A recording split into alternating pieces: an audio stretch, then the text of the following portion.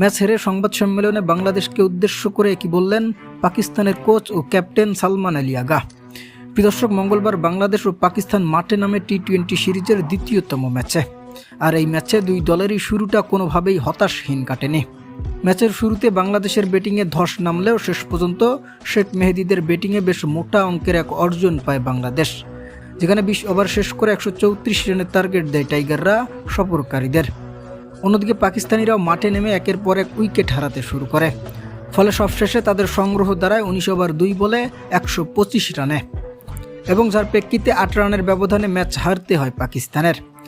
আর এই হারের পরেই পাকিস্তানের ক্যাপ্টেন সংবাদ সম্মেলনে জানান, গত ম্যাচে আমরা মিরপুরের এই বোলিং পিচটাকে কিছুটা বুঝেছিলাম, তাই এই ম্যাচে ভালো কিছু করার প্রত্যাশা ছিল আমাদের।